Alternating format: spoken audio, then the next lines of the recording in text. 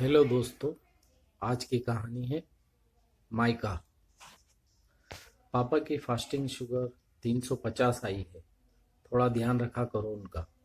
Mummy क्या गई, मेरे पापा का ध्यान रखने वाला कोई नहीं है। जी दीदी, मैं ध्यान रखूंगी हमारे पापा का, सविता बोली। बड़ी ननद से ससुर की देखभाल का दिशा निर्देश सुन ही रही थी सविता। इतने में सविता के पास उसका पति मनोज परेशान होते हुए आया। सविता, अभी छोटी दीदी का फोन आया था। पापा की सेहत को लेकर थोड़ा फिक्रमंद थी वो। मम्मी को गए अभी 5 महीने ही हुए हैं। हमें पापा का ज़्यादा ध्यान रखना होगा। कहीं दोनों बहनों और पापा को ये ना लगे कि मम्मी के जाने के बाद उनका ध्यान रखने वाला कोई नहीं। सविता ने अपने पति मनोज से कहा कि वह बाबूजी की पूरी जिम्मेदारी अपने ऊपर लेगी और किसी को कोई भी शिकायत का मौका नहीं देगी। अब तो घर में बड़े बुजुर्गों के नाम पर सिर्फ बाबूजी रह गए थे। दोनों नंदे बस इसी ताक में रहती कि सविता से थोड़ी चूक हो और वो सविता को खरी खोटी सुनाए। बाबूजी के स्वास्थ्य के प्रति सविता और सचेत हो गई थी। सविता, तुम्हारी लापरवाही ने पापा को बिस्तर पर ला दिया। मम्मी के रहते हुए बिल्कुल ठीक थे पापा, और अब देखो क्या हाल हो रहा है उनके साथ। बाबूजी जो बिस्तर पर बैठे सब सुन रहे थे। उन्होंने दोनों बेटियों को अपने पास बुलाया और कहा, मुझे नहीं लगता कि सविता से मेरी देखरेख हो पाएगी। अब मैं अपना बाकी जीवन तुम दोनों के साथ बिताना चाहूँगा। सविता के बच्चे भी छोटे हैं, तुम्हारे बच्चे तो बड़े हो गए हैं। तुमसे ज़्यादा मेरी देखरेख और कोई नहीं कर सकता।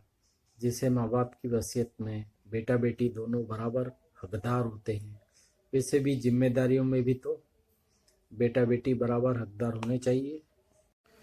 तेरी माँ और मैंने तुम दोनों और मनोज में कोई फर्क नहीं किया, तो तुम दोनों को भी अपनी जिम्मेदारियों से मुंह नहीं मोड़ना चाहिए। तुम्हारी शादी हो गई तो क्या तुम्हारा प्यार मेरे लिए कम तो नहीं होगा ना। कविता आंसू बहा बाबूजी की बातें सुन रही थी और खुद को कोस रही थी। ना जाने सेवा भाव में क्या कमी रह गई जो बाबूजी उससे इतना नाराज हो गए कि अपना घर छोड़कर जाने की बात कर रहे हैं। क्या कहा आपने पापा? आप हमारे साथ चलोगे? बोलते बोलते जैसे बड़ी बेटी का हलक ही सूख गया।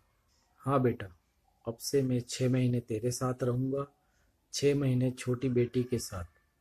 पापा की बात सुन दोनों बहनें खिसियानी बिल्ली की तरह एक दूसरे का मुंह देखने लगी। दोनों की जुबान से एक शब्द भी नहीं फूटा। 5 मिनट तक कमरे में मौन पसरा रहा। दोनों का उतरा चेहरा देखते हुए बाबूजी ने कहा, परेशान ना हो तुम दोनों, कहीं नहीं जा रहा मैं। बाबूजी ने जोर से हंसते हुए कहा, दूसरों को उनकी जिम्मेदारी निभाने का उपदेश देना बहुत आसान है, पर खुद पर जिम्मेदारियों का बोझ लेने से हर इंसान बचता है। तुम दोनों तो अपने सास ससुर की सेवा नहीं कर पाई, मेरी क्या खाक करोगी।